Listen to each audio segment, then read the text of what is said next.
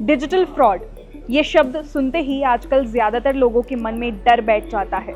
कभी कॉल आ जाता है, कभी लिंक आ जाता है और कुछ ही मिनटों में खाते से पैसा साफ। ऐसे में अब एक राहत की खबर आई है।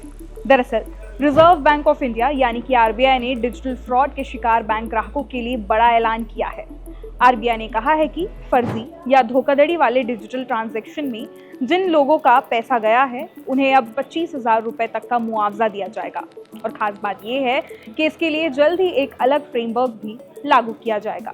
नमस्कार, मेरा नाम है चारू अग्रवाल और आप देख रहे हैं IBC 24 डिजिटल। आरबीआई गवर्नर ने साफ कहा है कि ये मुआवजा उन मामलों में भी दिया जाएगा जहां ग्राहक ने गलती से फ्रॉड करने वालों के साथ OTP तक शेयर कर दिया हो। यानी अगर आपने डर या भ्रम में OTP दे दिया लेकिन ये साबित हो गया कि आपने जानबूझकर कोई धोखाधड़ी नहीं की थी, तो भी आप मुआवजे के हकदार होंगे। हालांकि आरबीआई ने यह भी साफ किया है कि एक ग्राहक को ये मुआवजा सिर्फ एक बार ही मिलेगा और सिर्फ उन्हीं मामलों में मिलेगा जहां कोई दुर्भावना साबित ना हो। अब सवाल ये उठता है कि ये मुआवजे का पैसा आएगा कहां से।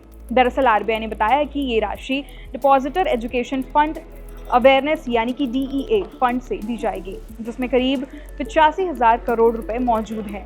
आरबीआई का ये भी कहना है कि ज्यादातर डिजिटल फ्रॉड के मामलों में रकम 50,000 रुपए से कम होती है। ऐसे में इस फैसले से बड़ी संख्या में पीड़ित ग्राहकों को राहत मिलने की उम्मीद है।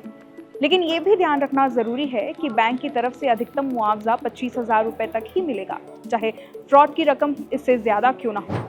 आरबीआई ने बताया कि इस मुआवजा प्रणाली के लिए एक साफ और तय फ्रेमवर्क जल्द ही लागू किया जाएगा। इसका मकसद यही है कि फ्रॉड का शिकार हुए ग्राहकों को लंबी जांच और सवाल जवाब से ना गुजरना पड़े। अगर मामला साफ है और ग्राहक की तरफ से जानबूझकर कोई गड़बड़ी नहीं हुई है तो उसे मुआवजा मिलेगा।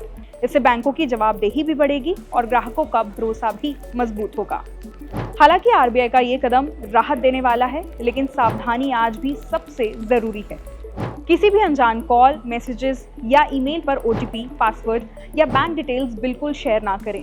किसी लालच भरे ऑफर वाली वेबसाइट या ऐप पर अपनी जानकारी डालने से बचें। अपने बैंक और ATM के पासवर्ड समय समय पर बदलते रहें और किसी भी संदिग्ध लिंक या अटैचमेंट पर क्लिक कभी ना करें। याद रखिए, मुआवजा मदद कर सकता है, लेकिन सतर्कता ही सबसे बड़ा बचाव है।